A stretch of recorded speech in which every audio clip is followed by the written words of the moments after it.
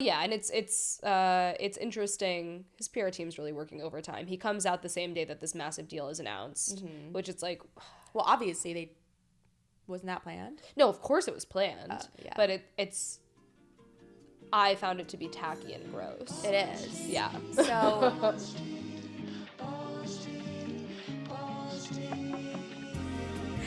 let's just talk about Colton Underwood. We're just gonna do it. Yeah, I'm excited. Okay.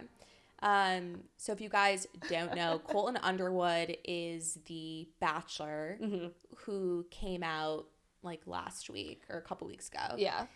As gay. Sorry. I don't know if that's like clear, right? When you say he came out as gay. And there's a lot of controversy around it. Not him being gay, but the way that he we're upset with we're not upset that he's gay. We're upset with the way that he was straight. The way that he was straight was and the way he's being rewarded for now coming out as gay. Right. As if there aren't other gay men to celebrate. Right. Or gay like sports players. He's an athlete.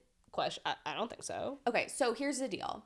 On the day that Colton came out, Netflix also announced that Colton would be on a documentary in which he is guided by an athlete who's also gay and it's like navigating. Yeah, he has like a gay guide. Right. I thought it was a series. Is it just a documentary? Oh, I don't know. He's gonna get a Netflix show. A show. Let's put it that way. Which like means even more money, probably. Well, yeah, and it's interesting. His PR team's really working overtime. He comes out the same day that this massive deal is announced, which it's like, well, obviously wasn't that planned? No, of course it was planned. Yeah. But it's. I found it to be tacky and gross. It is. Yeah. So Rachel and I started seeing Demi Burnett, who we had on the podcast a few weeks ago. If you haven't listened to the episode, it's really good. So funny. And Demi, who came out as queer on Bachelor in Paradise, she starts immediately talking about Colton. And she dated Colton, too, on The Bachelor, but she wasn't chosen, obviously. Yeah, she was on his season. I think she was, like, pretty high up there, though. Yeah, I think she was in, like, maybe the last 3. I didn't watch it, but from what I read. And she was immediately like, I'm so happy that he could come out. And we were talking to her about... I literally was trying to fish. I was like, who else is gay? Well, no one fucking knew. And she calls him out, the whole ordeal out for being gross, for Netflix applauding a guy who stalked his ex-girlfriend, who had gotten a restraining order against his ex-girlfriend. His ex-girlfriend got a restraining order against him. Yeah. I don't know what I said, but that's what I meant. You said the other way around. Oopsie doopsie. No, she filed one against him because he was stalking her. He placed a tracker on her car, and the only reason it was dropped is because it was settled in-house. I don't know the specifics of that, but something went on where, like, it was dropped, but it was not like, oh, this never happened. Yeah. Probably because, like, lawyers are expensive and drama, whatever. And I saw that Lance Bass, a member of NSYNC,